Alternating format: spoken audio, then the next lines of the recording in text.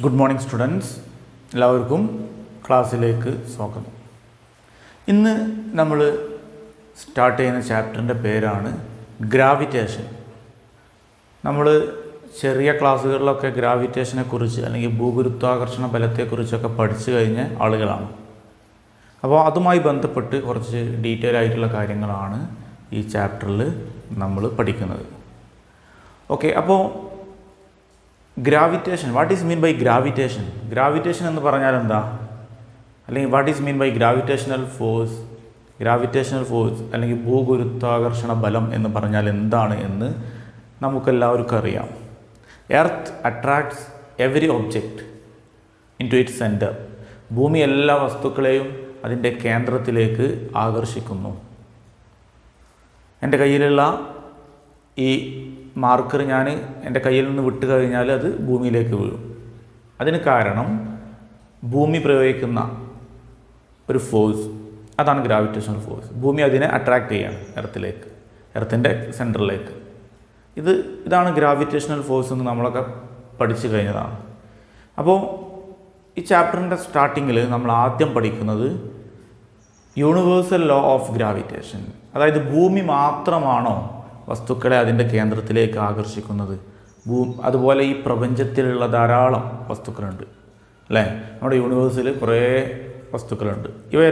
ഇവർക്കെല്ലാവർക്കും ഇതുപോലെ ആകർഷിക്കാനുള്ള കഴിവുണ്ടോ എന്നൊക്കെ കണ്ടുപിടിച്ചത് സർ ഐസക് ന്യൂട്ടനാണ്. അപ്പോൾ അദ്ദേഹത്തിൻ്റെ പേരിലുള്ളൊരു ലോ ആണ് യൂണിവേഴ്സൽ ലോ ഓഫ് ഗ്രാവിറ്റേഷൻ.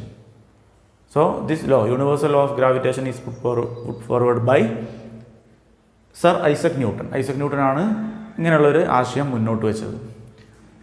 അപ്പോൾ ഗ്രാവിറ്റേഷൻ, അതുമായി ബന്ധപ്പെട്ട് ഫസ്റ്റ് വരുന്നത് യൂണിവേഴ്സൽ ലോ ഓഫ് ഗ്രാവിറ്റേഷൻ.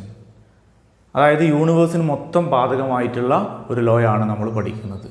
ഈ ലോയിൽ പറയുന്നത് എന്താ? According to this law, every body in this universe attracts every other body with a force which is directly proportional to the product of their masses and inversely proportional to square of distance between them. ഇതാണ് ന്യൂട്ടൻ്റെ ലോയിൽ പറയുന്നത്.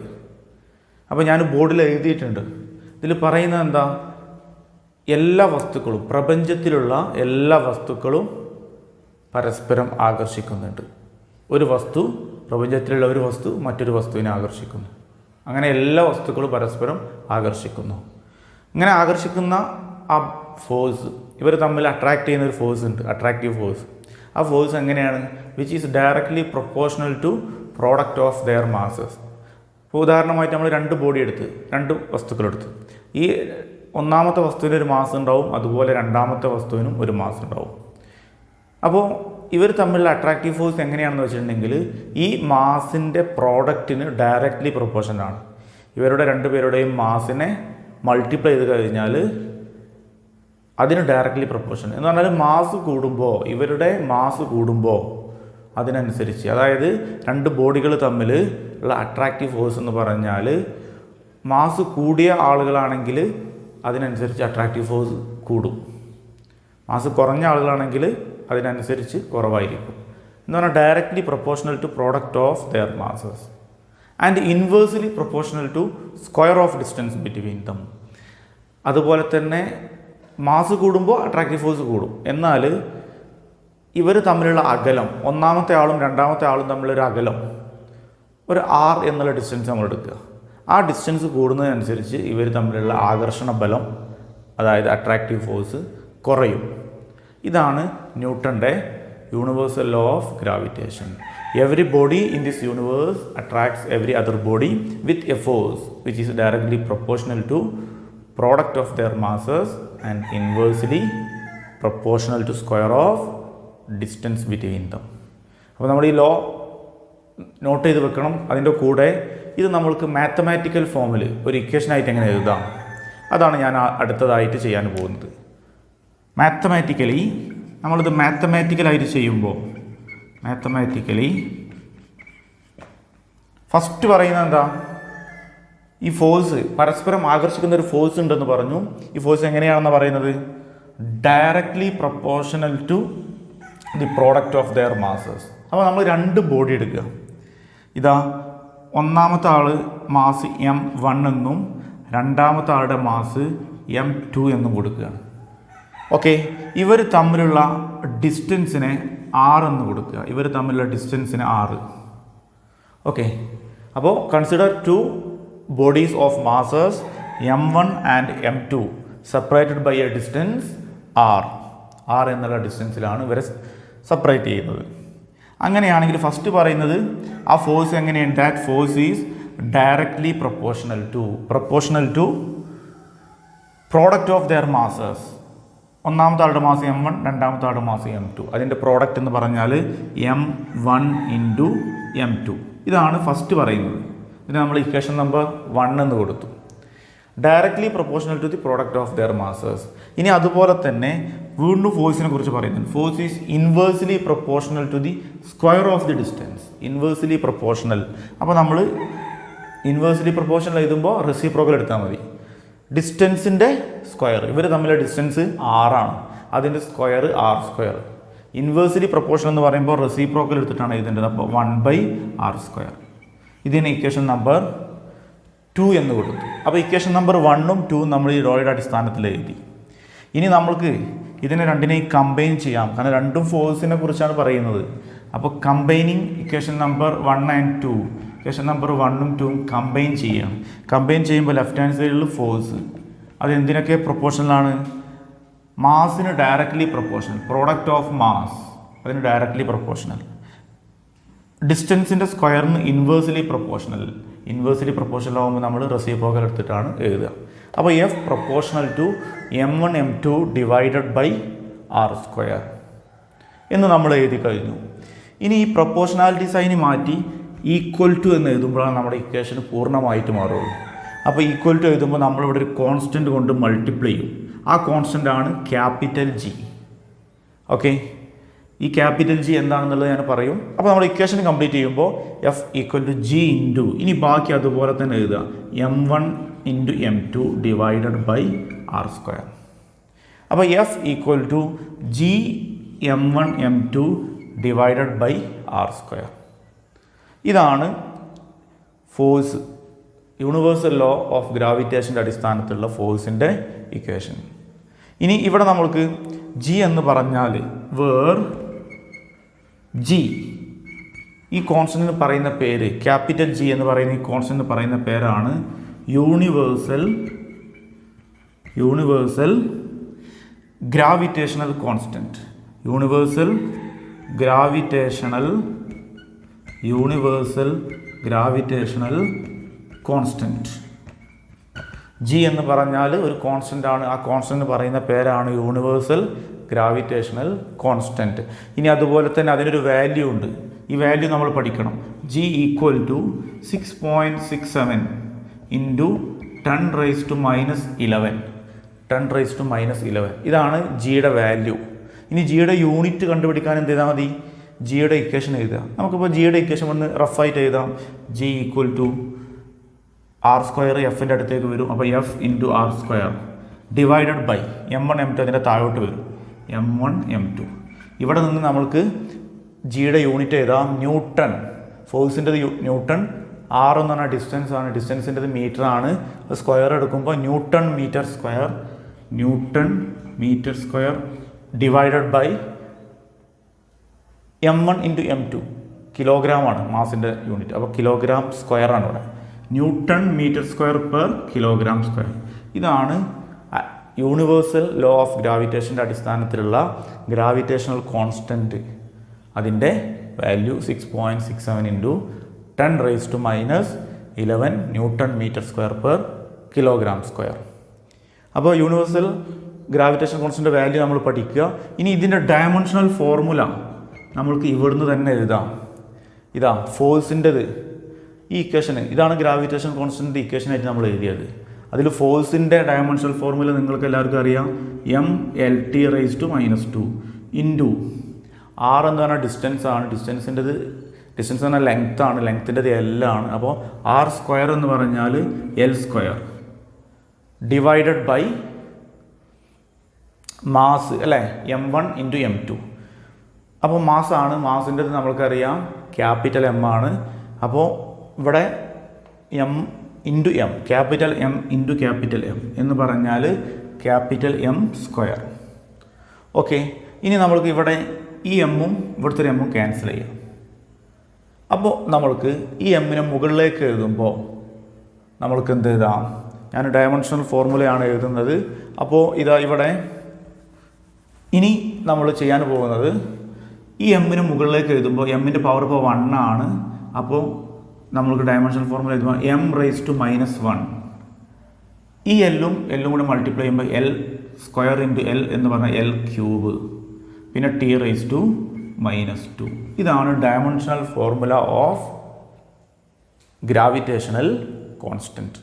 അപ്പോൾ ന്യൂട്ടൻ്റെ universal law of ഗ്രാവിറ്റേഷനുമായി ബന്ധപ്പെട്ട് ഇത്രയും കാര്യങ്ങൾ നമ്മൾ പഠിക്കണം.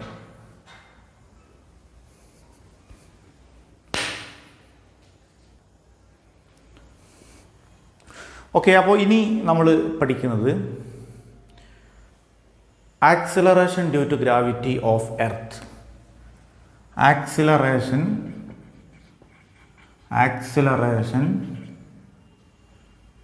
Due to gravity.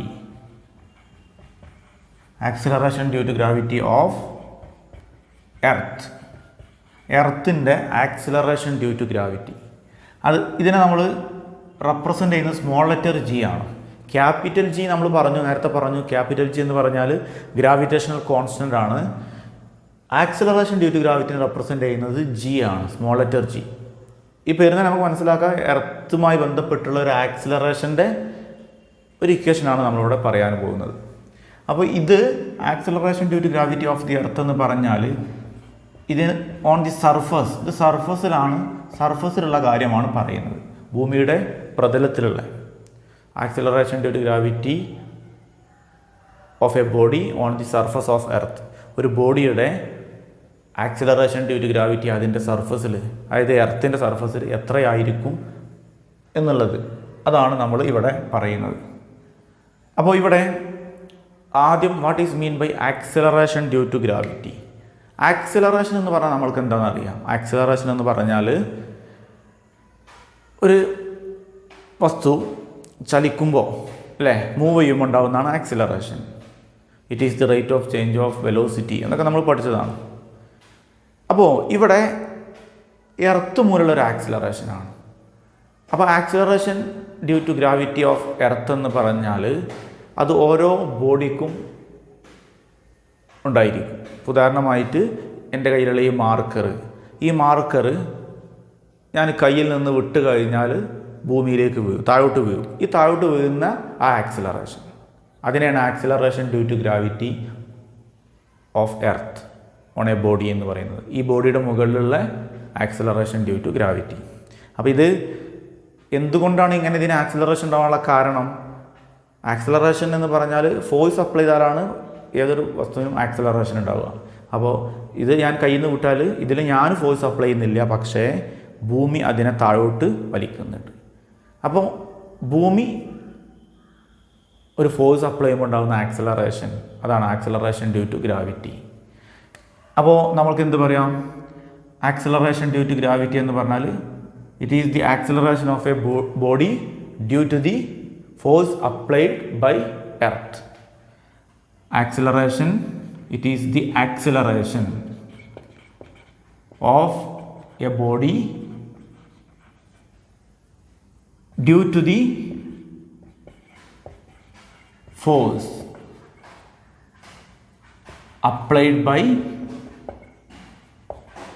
earth. Due to the force applied by earth. ഭൂമി ഒരു ബലം പ്രയോഗിക്കുന്നത് മൂലം, എർത്തിൻ്റെ ഫോഴ്സ് മൂലം ഒരു വസ്തുവിനുണ്ടാകുന്ന ആക്സിലറേഷൻ. ഒരാൾ ബിൽഡിങ്ങിൻ്റെ മുകളിൽ നിന്ന് വീണ് കഴിഞ്ഞാൽ അയാൾ താഴോട്ടെത്തും അല്ലേ? താഴോട്ടെത്താനുള്ള കാരണം എന്താ? അദ്ദേഹത്തിൻ്റെ ബോഡിയിൽ ഭൂമി ഒരു ഫോഴ്സ് അപ്ലൈ ചെയ്യുന്നുണ്ട്. ഈ ഫോഴ്സിനെ നമ്മൾ വെയിറ്റ് എന്നും പറയാറുണ്ട്, വെയിറ്റ്. ഓക്കെ, അപ്പോൾ ഭൂമി പ്രയോഗിക്കുന്ന ബലം, ഒരു വസ്തുവിൽ എർത്ത് അപ്ലൈ ചെയ്യുന്ന ഫോഴ്സ്, അതിനെ നമ്മൾ വെയിറ്റ് എന്നും പറയാറുണ്ട്, ഭാരം എന്ന് പറയാറുണ്ട്. ഓക്കെ, അപ്പോൾ ഇതിനെ റെപ്രസെൻ്റ് ചെയ്യുന്ന ലെറ്റർ സ്മോൾ ലെറ്റർ ജി ആണെന്നുള്ളത് പ്രത്യേകം ഓർത്ത് വെക്കുക. ഇനി അപ്പോൾ നമ്മൾ പറഞ്ഞു ഇവിടെ നമ്മൾ കൺസിഡർ ചെയ്യുന്നത് എർത്തിൻ്റെ, ഞാനിവിടെ റഫായിട്ടൊരു ഫിഗർ വരക്കുകയാണ്. എർത്തിൻ്റെ റേഡിയസ് ക്യാപിറ്റൽ ആർ എന്ന് കൊടുത്തു. ഇവിടെ ഇതിൻ്റെ മുകളിൽ ഒരു ബോഡി ഉണ്ട്. ഇതിൻ്റെ മാസ് സ്മോൾ ലെറ്റർ എം എന്നും എർത്തിൻ്റെ മാസ് ക്യാപിറ്റൽ എം എന്നും കൊടുത്തു. ഈ ബോഡിയുടെ സെൻറ്ററിൽ നിന്ന് എർത്തിൻ്റെ സെൻറ്ററിലേക്കുള്ള ഡിസ്റ്റൻസിനെയാണ് ഞാൻ ആർ എന്ന് കൊടുത്തത്. ഇത് ഏകദേശം എർത്തിൻ്റെ റേഡിയസ് ആയിരിക്കും. അപ്പോൾ ഇനി ഇവിടെ നമ്മൾ രണ്ട് ഇക്വേഷന് തമ്മിൽ കമ്പയർ ചെയ്യാൻ പോവുകയാണ്. ഒന്ന് വെയ്റ്റിൻ്റെ ഇക്വേഷനും മറ്റൊന്ന് according to newton's universal law of gravitation from universal law of gravitation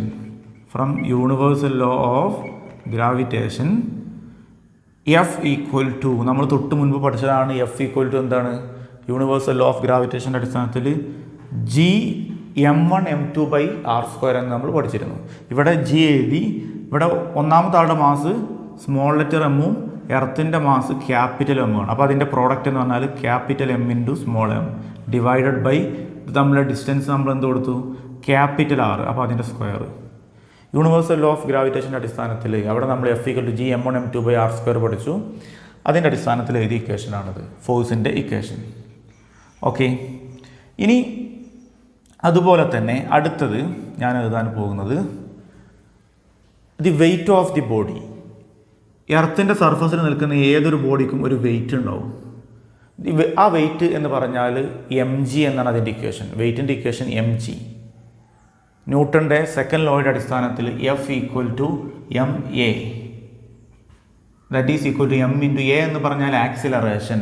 അപ്പോൾ എർത്തിൻ്റെ സർഫസിൽ നിൽക്കുന്ന ഒരു ബോഡിയുടെ ആക്സിലറേഷൻ എന്ന് പറഞ്ഞാൽ ആക്സിലറേഷൻ ഡ്യൂ ടു ഗ്രാവിറ്റി ആണ്. അപ്പോൾ a എന്നുള്ളതിന് പകരം g എന്ന് എഴുതും. ഇതിനെ തന്നെയാണ് നമ്മൾ വെയ്റ്റ് എന്നും പറയുന്നത്. അപ്പോൾ F = mg എന്നും പറയാം, വെയ്റ്റ് = mg എന്നും പറയാം. രണ്ടും സെയിം തന്നെയാണ്. അപ്പോൾ വെയ്റ്റ് ഓഫ് ദി ബോഡി, ഇതിൻ്റെ ഈ ബോഡിയുടെ weight of body F = mg. ഇതിന് ഇക്വേഷൻ നമ്പർ 2 എന്ന് കൊടുത്തു.